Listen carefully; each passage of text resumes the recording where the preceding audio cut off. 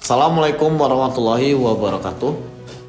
Perkenalkan, nama saya Muhammad Sahril, Eskom Mkom dengan NIDN 0214119202. Saya merupakan dosen yang ada di Fakultas Ekonomi dan Bisnis Universitas Muhammadiyah Palembang pada program studi Bisnis Digital. Saya menjadi dosen mulai dari tahun 2022 dengan bidang ilmu komputer. Pada kesempatan pernyataan diri dosen dalam unjuk kerja Tridharma Perguruan Tinggi, saya akan menjelaskan salah satu mata kuliah yang saya ampuh, yaitu Sistem Informasi Bisnis. Sistem Informasi Bisnis ini merupakan salah satu mata kuliah yang ada di program studi Bisnis Digital dengan bobot 3 SKS dan merupakan mata kuliah wajib semester 2 dan menjadi mata kuliah prasyarat bagi mata kuliah lainnya. Deskripsi singkat Sistem Informasi Bisnis ini ialah membahas konsep, peran, dan implementasi sistem informasi dalam mendukung aktivitas pengambilan keputusan pada organisasi dan bisnis digital.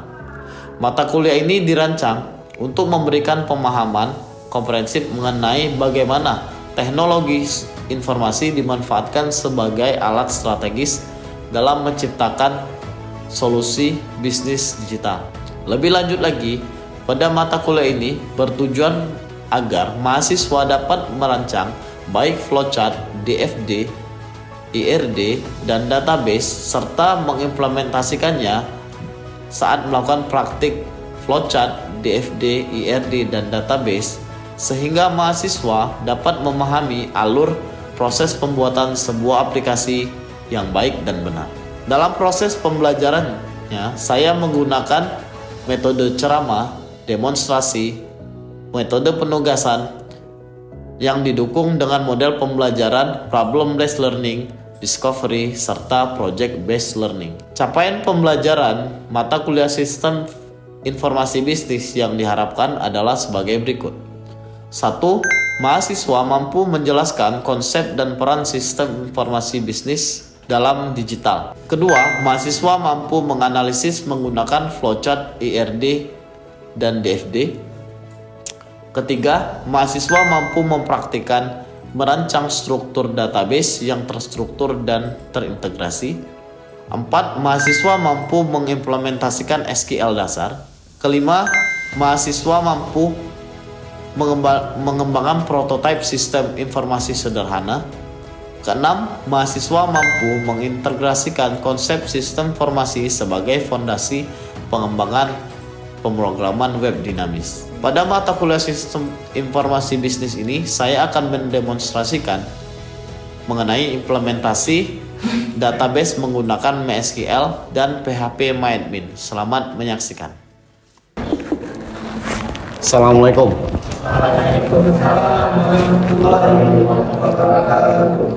Assalamualaikum warahmatullahi wabarakatuh.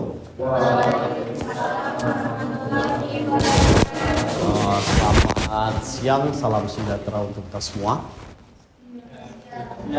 Oke, jadi kita bertemu lagi di mata kuliah Sistem Informasi Bisnis, di mana pada hari ini kita akan melanjutkan materi perkuliahan kita di mata kuliah Sistem Informasi Bisnis. Oke, jadi sebelum kita mulai masuk ke materi selanjutnya, ada baiknya kita evaluasi dulu dari materi sebelumnya, yaitu tentang normalisasi data, primary key, dan foreign key, serta relasi data. Nah, sebelum kita masuk ke implementasinya, kita kan udah belajar nih teori dari normalisasi data. Ada yang masih ingat nggak apa yang dimaksud dengan normalisasi data? Saya Pak, normalisasi database adalah proses menyusun dan mengelompokkan data ke dalam beberapa tabel agar data lebih terstruktur, mengurangi duplikasi, data, dan mempermudah pengelolaan database. Oke, terima kasih. Untuk selanjutnya, saya mau tanya apa tujuan dari normalisasi data? Ada yang tahu nggak? Saya Pak, mengurangi pengelolaan data, meningkatkan konsistensi data, mempermudah pengelolaan data, serta menghemat ruang penyimpanan dan mengurangi kesalahan saat pengelolaan data. Oke, terima kasih. Untuk normalisasi data nih, udah ada yang masih ingat pengertian sama tujuannya. Kemudian untuk primary key, ada yang masih nggak? Apa sih yang dimaksud dengan primary key? Saya Pak, primary key adalah record atau yang digunakan untuk mengidentifikasi setiap record secara unik dalam sebuah tabel. Sedangkan ciri-cirinya, nilainya unik, tidak boleh kosong, tidak boleh ada data yang sama, digunakan sebagai identitas utama data. Oke, terima kasih, Revan. Oke, selanjutnya setelah primary key ada juga di dalam data itu ada yang namanya foreign key. Ada yang tahu nggak apa yang maksud dengan foreign key? Kemudian apa fungsi dari si foreign key tersebut? Saya Pak, foreign key adalah kolom pada suatu tabel yang digunakan untuk menghubungkan tabel tersebut dengan tabel lain melalui primary key. Adapun fungsi foreign key adalah menghubungkan antar tabel, menjaga integritas data, mencegah data yang tidak valid, dan membentuk relasi antar tabel. Oke, terima kasih. Itu jawabannya. Oke. Jadi untuk materi sebelumnya itu udah teman-teman masih ada ingat ya terkait normalisasi data, foreign key maupun primary key. Yang mana memang normalisasi data itu fungsinya memang untuk mengatur atau membuat data itu menjadi lebih terstruktur dan agar datanya bisa mudah diolah. Dan memang primary key itu merupakan kata kunci utama yang merupakan identitas dari sebuah data. Kalau foreign key itu merupakan identitas yang bisa dihubungkan antara tabel satu dengan tabel yang lain. Kita langsung masuk ke materi yang selanjutnya. Yaitu tentang implementasi database menggunakan MySQL dan PHP-MyAdmin. Nah, setelah teman-teman tahu apa itu implementasi, kemudian primary key dan foreign key. Nah, sekarang teman-teman harus tahu juga apa yang dimaksud dengan DBMS.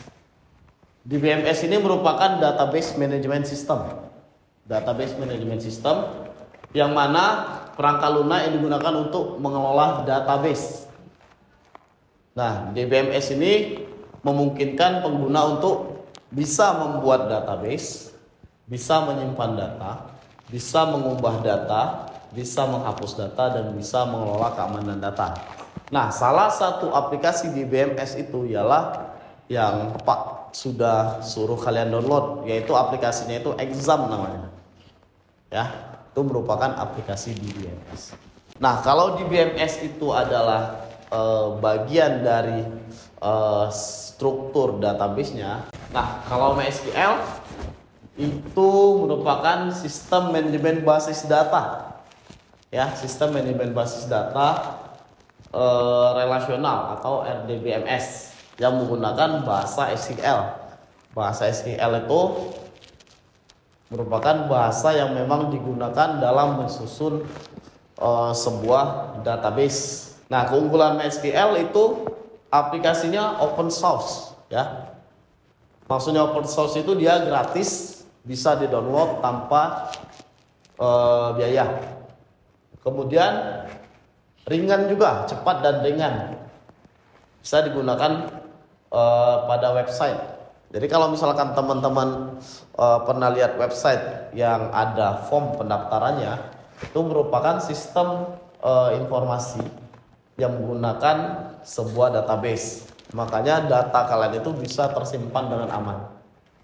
Kemudian yang ketiga, bisa terintegrasi dengan PHP. Ini sangat cocok untuk pengembangan web.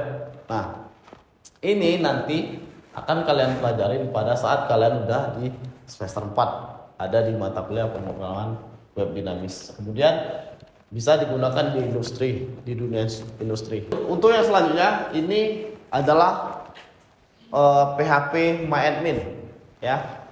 PHP MyAdmin itu merupakan aplikasi berbasis web yang digunakan untuk mengelola database MySQL secara visual. Nah, tujuan saya kenapa teman-teman saya suruh tadi download Exam, nanti kita akan coba implementasikan bahasa MySQL tadi ke dalam si aplikasi yang namanya PHP MyAdmin. Oke. Nah, PHP MyAdmin ini fungsinya untuk membuat database, membuat table, membuat struktur table, menjalankan query SQL, sama mengelola relasi tabel. Nah, nanti kita akan belajar di PHP MyAdmin itu kita akan belajar bagaimana cara membuat sebuah database, cara menyimpan database, kemudian membuat tabel, membuat struktur tabel, sama kita akan mengelola relasi antar tabelnya. Oke. Nah, ini Exam ya. Exam itu merupakan aplikasi yang tadi sudah saya share ke kawan-kawan, yang merupakan sebuah software. Sebenarnya Exam ini merupakan web server ya teman-teman. Web server yang digunakan untuk teman-teman menjalankan aplikasi web kalian secara lokal. Jadi kalau misalkan teman-teman belajar nanti kalau misalkan kita ketemu di mata kuliah selanjutnya belajar MySQL, kita akan belajar bagaimana membuat sebuah web server, web yang dijalankan secara lokal menggunakan si Exam ini. Kemudian Exam ini juga bisa dijalankan di beberapa sistem operasi, bisa di Windows, bisa di OS, bisa Mac OS, serta di Linux. Nah, nama Exam ini dia diambil dari perkata ya. Ada huruf X yang berarti aplikasi ini bisa digunakan cross platform atau multi platform. A-nya itu mewakili Apache, yaitu aplikasi web server bawaan Exam. M-nya itu mewakili MySQL MariaDB yang merupakan aplikasi database server. Kemudian P-nya itu mewakili bahasa pemrograman PHP dan Perl. Itu singkatan dari Exam. Nah, nanti seperti ini. Ada yang namanya Apache, ada MySQL, ada FileZilla, dan lain sebagainya. Caranya kita buka aplikasi Exam yang udah kita install. Kemudian kita klik start pada bagian Apache dan bagian MySQL. Kemudian kita buka browser kita. Kita buka browser, kemudian kita ketikkan localhost PHP MyAdmin. Ya. Baru nanti akan nampil tampilan awal dari si PHP MyAdmin-nya. Tapi sebelum itu saya akan mengenalkan dulu nih tipe data di dalam database. Tipe data itu banyak sebenarnya, tapi saya ambil 4 yang sering digunakan di dalam pembuatan sebuah database. Ada satu yang namanya itu integer. Integer merupakan tipe data yang digunakan untuk data dengan tipe angka. Misal 1, 2, 3, 4, 5, 6, 7, 8, 9, 10 sampai dengan 100 itu merupakan tipe integer. Nah, kemudian ada yang namanya itu tipe data varchar. Teman-teman ya. Varchar merupakan tipe data yang digunakan untuk jenis data berupa teks atau huruf. Misal bisa tulis nama, alamat, ABCD sampai Z. Itu merupakan tipe data varchar. Nah, kalau yang ketiga itu ada tipe data date dan desimal. Date itu biasanya digunakan untuk tipe data dengan data yang menggunakan tanggal sebagai data utamanya. Nah, kalau desimal itu Itu tipe data yang digunakan untuk data keuangan. Kalau tanggal tadi biasanya di database itu tahun, bulan, dan tanggal. Kemudian kalau misalkan di desimal, dia tulisnya seperti ini. 15.000 dia ada 2 angka di belakang koma. Nah, kalau yang selanjutnya ada yang namanya primary key. Nah, kalaupun di pertemuan sebelumnya itu kita udah bahas tentang primary key, ini saya jelasin lagi. Jadi primary key ini merupakan identitas data yang unik ya. Jadi kalau misalkan kita punya seperti di bawah ini, kita punya data pelanggan sama nama.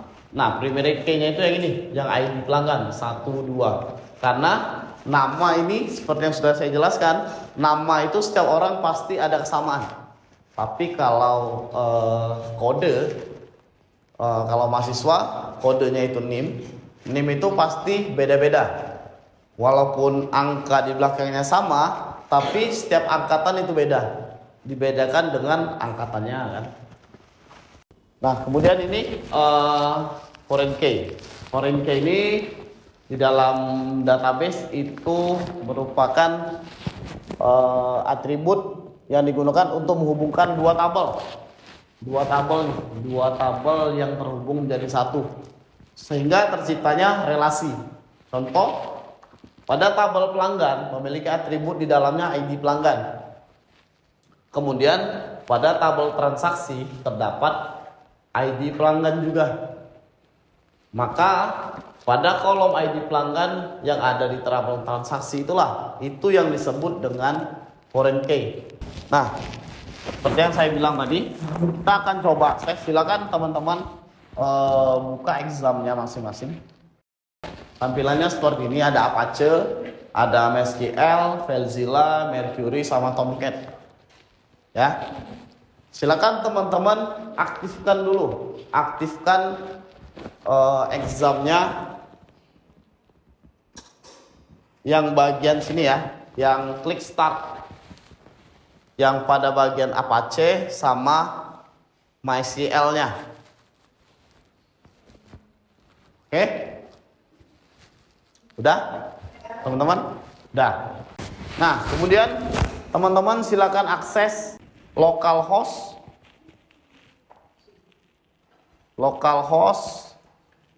strip php myadmin.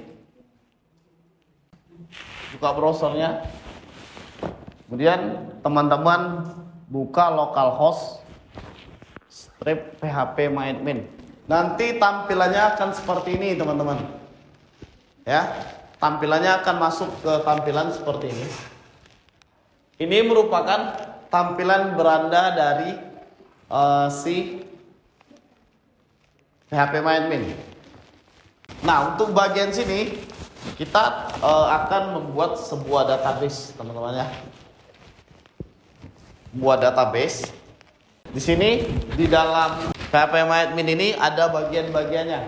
Di bagian sini ada merupakan informasi database apa yang sudah pernah dibuat. Di bagian sebelah kiri ya. Dan di bagian tengah ini merupakan bagian-bagian yang ada di dalam PHP MyAdmin. Ada user account, ada export, ada import, ada setting, application, variable, dan lain sebagainya. Oke, teman-teman udah masuk ke bagian sini semua? Oke, udah. Teman-teman udah masuk ke bagian ini semua? Yang buka laptop udah? Oke. Kita akan coba buat ya. Kita akan coba buat database. Di sini kita akan mencoba membuat sebuah database yang namanya itu Toko Roti ya. DB Toko Roti. Ada tabel pelanggan dengan 4 buah field. Kemudian menu sama transaksi. Oke, jadi seperti ini ya. Caranya kita tinggal buat dulu di sini. Klik new pada bagian sebelah kiri PHP Maestro-nya. Di sini new. Nanti pada saat di sini nanti akan muncul bagian yang namanya database. Ada 2 kolom ya. Ada 2 kolom di sini, di bagian sini ada 2 kolom. Kita disuruh membuat database tadi. Kita buat namanya ini tadi, db_topology. Ya, di database name-nya ya.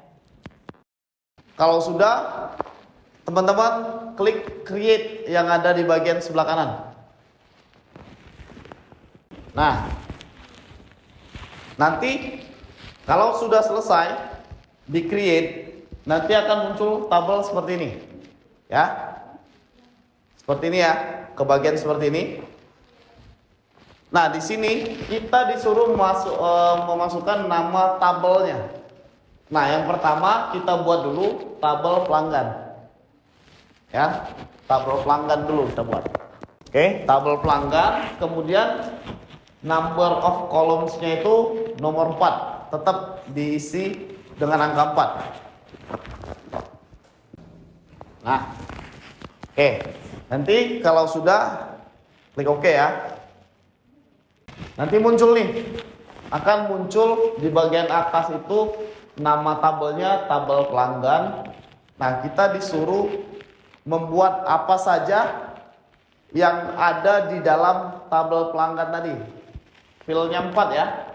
1, 2, 3, 4. Yang pertama kita buat namanya itu ID pelanggan, kemudian nama, kemudian alamat, kemudian di sini nomor HP, nomor underscore HP. Sekarang kita harus tentukan dulu tipe datanya. Seperti yang udah saya jelaskan tadi, kita harus tentukan tipe datanya dulu. Untuk ID pelanggan itu kita pakai tipe data yang integer, berarti yang tulisan int itu integer, jadi nggak usah dirubah. Kemudian bagian nama itu kita ganti dengan varchar, karena nama itu biasanya tidak pernah mengandung angka, hanya huruf ya. Jadi kita ganti, kita klik pada bagian int ini. Kita pilih varchar. Ada bagian varchar nih, sini. Kemudian untuk alamat juga kita ganti dengan varchar. Kemudian nomor HP-nya tetap integer. Nah, kalau varchar itu kita wajib menginputkan panjang value-nya. Nah, setelah dari situ kita wajib memberikan yang namanya primary key untuk tabel pelanggannya. Primary key di sini kita berikan kepada si ID pelanggan ya. Untuk memberikan primary key itu pergi ke bagian di sini, di bagian nulls index, diklik ada namanya primary. Kemudian kalau muncul seperti ini, setelah diklik muncul seperti ini, klik go. Nah, nanti primary-nya akan masuk ke dalam bagian nulls index-nya. Kemudian untuk bagian ID pelanggan, di samping kanan primary itu ada kotak kecil yang ada tulisan AI ya. Di bawah AI itu ada kotak kecil. Itu dicentang. Kalau sudah, kita langsung simpan. Kita klik save di bawah ini ya. Nih, klik save pada bawah ini. Di bagian bawahnya klik save. Nah, maka nanti pada bagian struktur, lihat ke depan. Pada bagian struktur dia akan tampil seperti ini ya, teman-teman ya. Ada yang berhasil. Kemudian di sini kita juga masukkan filenya ya, nama-namanya. Untuk ID menu itu tetap integer. Nama menunya varchar. Kemudian untuk harganya itu kita ganti dengan desimal. Kemudian kalau udah klik save. Nah, Jadi kita udah buat 3 buah tabel di dalam satu buah database. Ada tabel pelanggan, menu, sama transaksi ya. Kalau sudah, nanti kita klik save.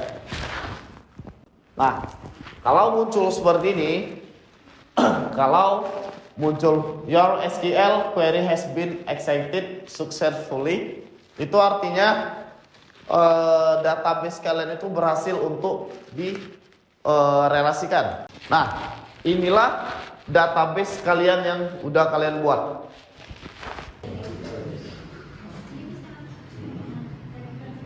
Oke, jadi kita udah belajar bagaimana cara mengimplementasikan database MySQL ke dalam PHP Admin. Dan kita juga sudah membuat 3 buah tabel. Yang pertama kita sudah membuat tabel pelanggan, tabel menu, sama tabel transaksi. Nah, di dalam ketiga tabel tersebut, kalau misalkan ada tabel yang bisa direlasikan, kira-kira tabel mana yang bisa direlasikan? Ada yang tahu jawabannya? Saya Pak. Jawabannya adalah tabel transaksi. Karena tabel transaksi adalah menghubungkan antara pelanggan dan produk dalam satu proses bisnis. Oke, terima kasih atas jawabannya. Nah, kemudian kita juga udah belajar tentang foreign key. Di dalam database ada foreign key. Apa yang terjadi jika di dalam database tersebut tidak memiliki foreign key? Ada yang tahu nggak? Saya Pak. Jadi ketika tabel transaksi tidak memiliki foreign key, maka yang terjadi adalah data transaksi bisa mengacu pada pelanggan yang tidak ada, sehingga menyebabkan inkonsistensi data dan kesalahan pada sistem. Oke, terima kasih atas jawabannya. Ya, benar sekali, karena kalau misalkan foreign key tidak diberikan di dalam ID transaksi, maka transaksi akan membaca data tersebut secara bingung. Oke, terima kasih. Nah, setelah kita belajar nih, kita udah belajar bagaimana cara mengimplementasikan, membuat database. Jadi kan teman-teman udah memahami primary key dan juga relasi data sama primary key, dan juga udah bisa mengimplementasikan database-nya ke dalam tabel ya. Nah, kira-kira apa sih hubungan dari database ini dengan dunia informasi yang ada saat ini? Ada yang tahu nggak? Ya Pak, database merupakan komponen utama sistem informasi bisnis karena seluruh data operasional bisnis disimpan dan dikelola di database. Ya, benar sekali. Jadi hubungan dari database dengan sistem informasi bisnis itu ialah ya memang antara database dan sistem informasi yang maupun bisnis maupun non bisnis itu memang sangat penting, karena database itu memiliki peran penting sebagai tempat penyimpanan data utama. Jadi kalau misalkan di dalam sebuah sistem informasi itu pasti ada yang namanya database, karena sistem informasi yang tidak ada database-nya itu merupakan sistem informasi yang hanya bersifat tampilan, bukan hanya sekedar informasi. Oke, mungkin teman-teman untuk pertemuan hari ini saya cukupkan dulu sampai di sini. Terima kasih banyak untuk teman-teman yang udah hadir pada pertemuan hari ini. Semoga apa yang udah teman-teman dan udah kita pelajari pada hari ini bisa menjadi ilmu yang bermanfaat bagi teman-teman sekalian. Oke, sebelum kita mengakhiri pertemuan hari ini, ada baiknya kita akhiri dengan melafazkan lafaz hamdalah. Oke, nasrullah wa Wassalamualaikum warahmatullahi wabarakatuh.